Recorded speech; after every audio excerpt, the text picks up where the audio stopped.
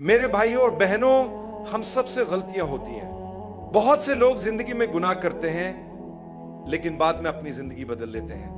جب ہم چھوٹے تھے ہم نے بھی کچھ ایسے کام کیے جن پر آج بھی ہمیں شرمندگی ہوتی ہے، لیکن جیسے جیسے ہم بڑے ہوتے ہیں ہم اللہ کے قریب آنا شروع کرتے ہیں اور اپنی زندگی کو بہتر بناتے ہیں۔ نوجوانی میں یا 20 سال کی عمر تک جب ہم دین کی طرف زیادہ متوجہ نہیں ہوتے، ہم سے غلطیاں ہو سکتی ہیں۔ کبھی کوئی گناہ میں پڑ جاتا ہے، مثلا کوئی غلط تعلقات، اللہ ہمیں محفوظ رکھے۔ کچھ لوگ فحش مواد دیکھنے لگتے ہیں یا اپنے دوستوں کو اپنی غلط تصاویر بھیج دیتے ہیں۔ کبھی نشے یا شراب جیسے برے کاموں میں مبتلا ہو جاتے ہیں، لیکن بعد میں انہیں احساس ہوتا ہے کہ یہ سب غلط تھا، بعد میں وہ نادم ہوتے ہیں۔ یہ ندامت اصل میں آپ کے اللہ کے ساتھ تعلق کی وجہ سے ہوتی ہے۔ یاد رکھیں، آدم علیہ السلام سے بھی ایک بڑی غلطی ہوئی تھی۔ آپ نے وہ چیز کھائی جو اللہ نے آپ کے لیے منع کی تھی۔ اللہ نے انہیں شیطان کے بارے میں خبردار کیا تھا، لیکن وہ پھر بھی شیطان کے بہکاوے میں آ گئے۔ لیکن جب آدم علیہ السلام نے غلطی کی تو اللہ نے انہیں توبہ کا موقع دیا۔ انہوں نے اللہ کے حضور عاجزی سے کہا، اے ہمارے رب، ہم نے اپنی جانوں پر ظلم کیا۔ اگر آپ نے ہمیں معاف نہ کیا اور ہم پر رحم نہ کیا تو ہم نقصان اٹھانے والوں میں سے ہوں گے۔ اللہ نے ان کی اس دعا کو قبول کیا، ان کی توبہ کو شرف قبولیت بخشا اور انہیں معاف کر دیا۔ اللہ کی رحمت پر اتنا یقین رکھو کہ تم جان لو کہ تمہارا رب تمہیں معاف کر دے گا۔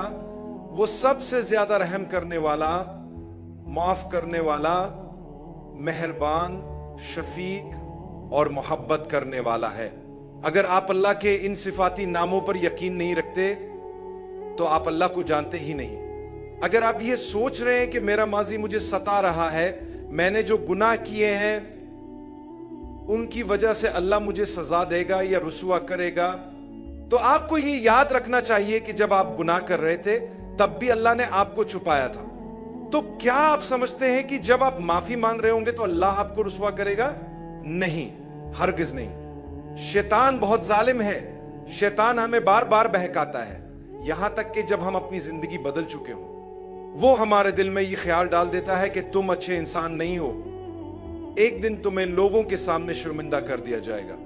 یہ صرف ہماری بے چینی اور خوف کو بڑھاتا ہے، حالانکہ اللہ نے ہماری معافی قبول کر کے گناہ ختم کر دیا ہوتا ہے۔ تو جب ہم نے معافی مانگی اور گناہ مٹ گیا، پھر ہم اللہ کی رحمت سے نا امید کیوں ہو، جبکہ اللہ ہمیں خبردار کرتا ہے کہ اس کی رحمت سے نا امید نہ ہو۔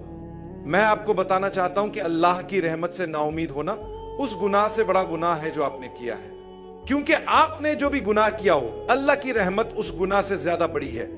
اللہ فرماتا ہے کہ وہ تمام گناہوں کو معاف کر دے گا، حتیٰ کہ شرک کو بھی، اگر آپ نے زندگی کے دوران اللہ سے اس کی معافی مانگی ہو اور آپ نے اپنی زندگی کو بدل لیا ہو۔ شرک کو صرف اس صورت میں معاف نہیں کرے گا جب انسان مرنے کے وقت تک اس پر قائم رہے اور معافی نہ مانگے۔ اللہ ہر گناہ کو معاف کر سکتا ہے، یہاں تک کہ اگر آپ نے اس کے لیے معافی نہ بھی مانگی ہو اور آپ اس حالت میں فوت ہو جائیں سوائے شرک کے۔ یہی اس کا مطلب ہے کہ اللہ شرک کو معاف نہیں کرے گا، لیکن اگر آپ نے زندگی میں اس سے معافی مانگی ہو تو وہ اسے بھی معاف کر دے گا۔